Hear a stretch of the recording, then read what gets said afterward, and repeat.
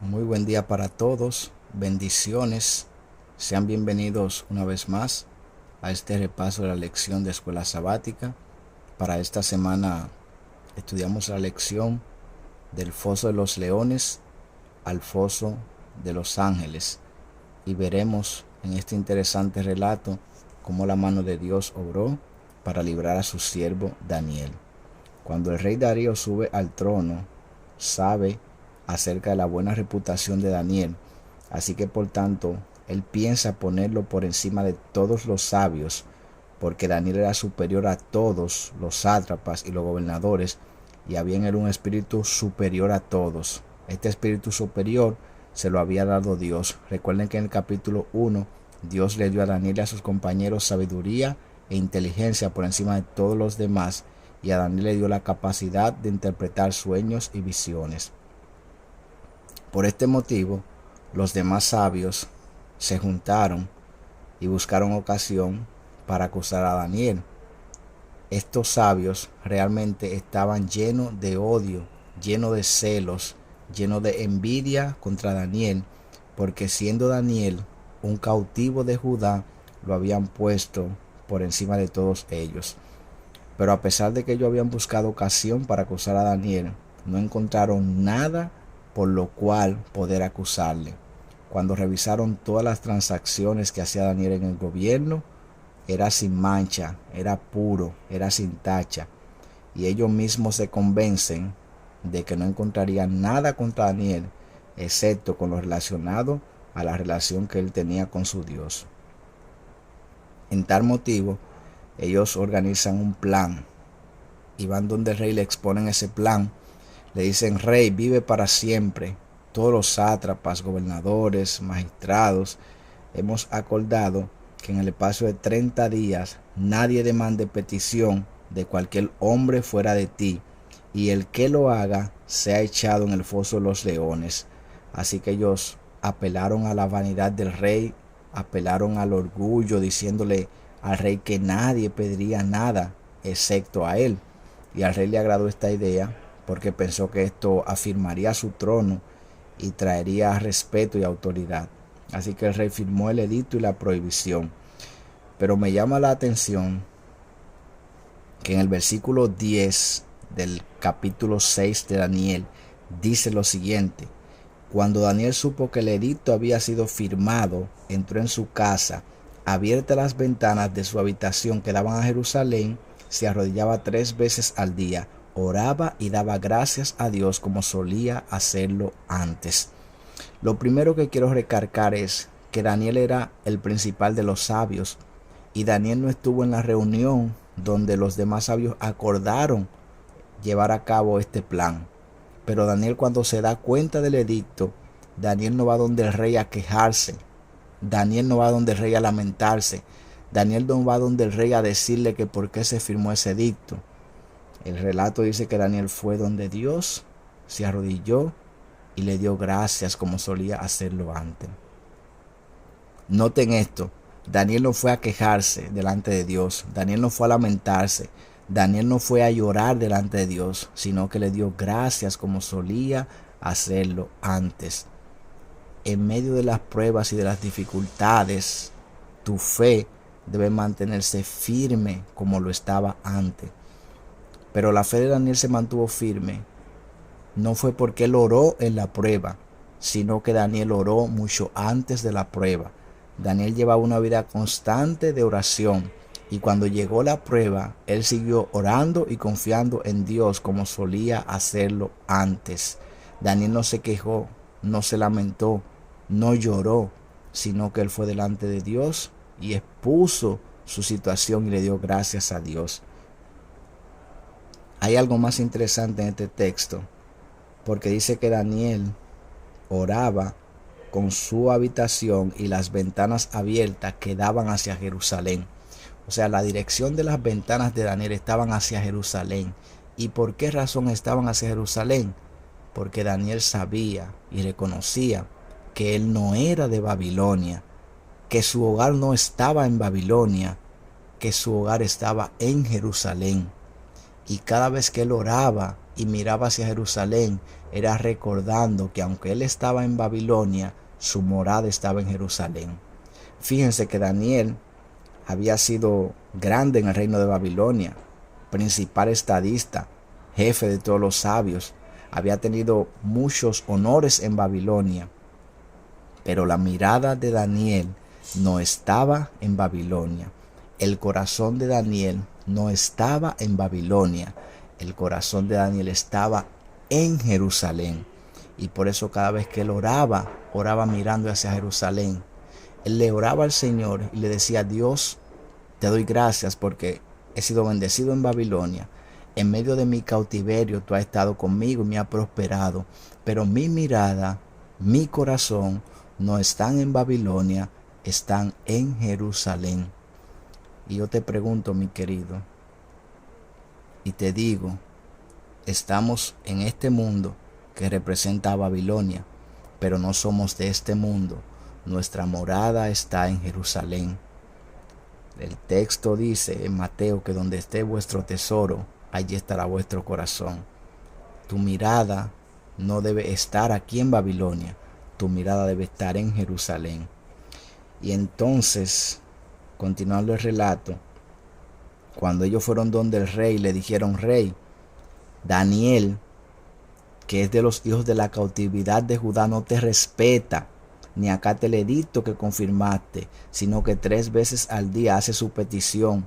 Cuando ellos le dicen al rey, Daniel el cautivo, le están diciendo al rey: ese que tú pusiste por encima de nosotros. Un término despectivo. El cautivo, a ese que tú pusiste, no te respeta. Fueron al rey y le inyectaron ese chisme, ese veneno. Y entonces cuando el rey oyó esto, le pesó en gran manera haber firmado el edicto, porque se había dado cuenta que fue una trampa para Daniel.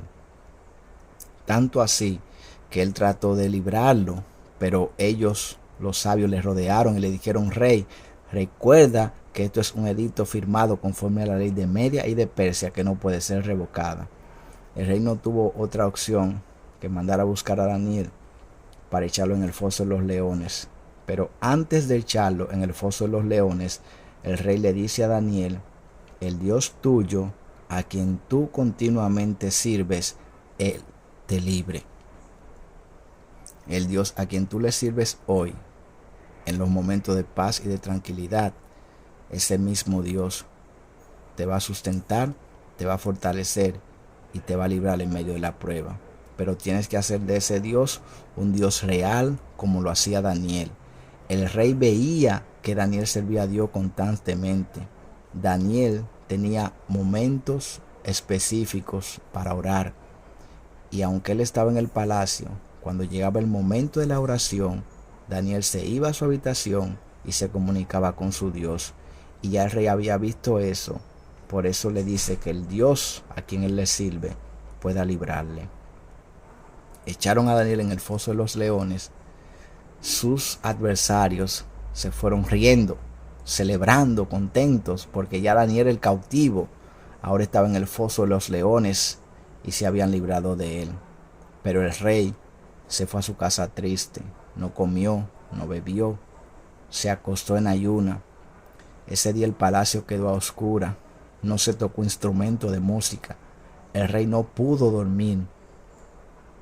Y muy temprano de mañana se levantó y fue al foso de los leones. Y entonces llamó a Daniel con voz triste y le dijo: Daniel, siervo del Dios viviente, el Dios tuyo a quien tú continuamente sirves, ¿te ha podido librar de los leones? Y entonces Daniel desde el foso le dice: Rey, vive para siempre. Mi Dios envió su ángel, el cual cerró la boca de los leones para que no me hicieran daño, porque ante él fui hallado inocente y aún delante de ti, oh rey, no he hecho nada malo. Dios pudo librar a Daniel antes de entrar en el foso de los leones, pero Dios permitió que hasta allí llegaran las maquinaciones del enemigo para que la victoria de Daniel y de Dios sobre el pecado y sobre el mal fuera más contundente. Dios permitió que él entrara en el foso de los leones, pero allí Dios lo liberó y lo sacó para que no hubiera duda de que realmente hay un Dios que domina y que reina y que tiene la autoridad y el poder sobre todas las cosas en esta tierra. Y entonces el rey se alegró en gran manera y mandó sacar a Daniel del foso de los leones, y a los que se habían opuesto a Daniel lo mandó a buscar con todas sus mujeres, sus hijos, y lo echaron en el foso, y no habían llegado al suelo cuando los leones lo agarraron y lo devoraron. Y entonces el texto dice que Daniel no sufrió daño porque había confiado en Dios. ¿En quién está puesta tu confianza? ¿En quién está puesta tu esperanza? Él te librará de acuerdo a tu fe. Y entonces rey Darío escribió a todos los pueblos y naciones: de parte mía está esta ordenanza, que en todo el dominio de mi reino todos teman y tiemblen ante el Dios de Daniel, porque Él es el Dios viviente y permanece por todos los siglos, y su reino no será jamás destruido, y su dominio perdurará hasta el fin. Mi querido, esta es una historia que termina con un final feliz, pero déjame decirte que nosotros también tendremos que pasar por este momento de prueba y por este momento de crisis. En los últimos días, un poder político y religioso se levantará para obligar a los hijos de Dios a adorar en el día que ellos digan. Apocalipsis 13:15 dice: se le permitió infundir aliento a la imagen de la bestia, para que la imagen hablara e hiciera matar a todo el que no la adorara, y hacía que a todos, pequeños y grandes, ricos y pobres, libres y esclavos, se les pusiera una marca en la mano derecha o en la frente, y que ninguno pudiera comprar ni vender, sino el que tuviera la marca o el número de la bestia o el número de su nombre. Tú y yo también tendremos que ser probados hasta lo máximo. Y en ese momento, cuando se dé la sentencia de muerte contra aquellos que no obedezcan el mandamiento del hombre que exige observar el domingo, y en vez de eso observen el sábado como lo dice la palabra de Dios, vendrá la pena de muerte.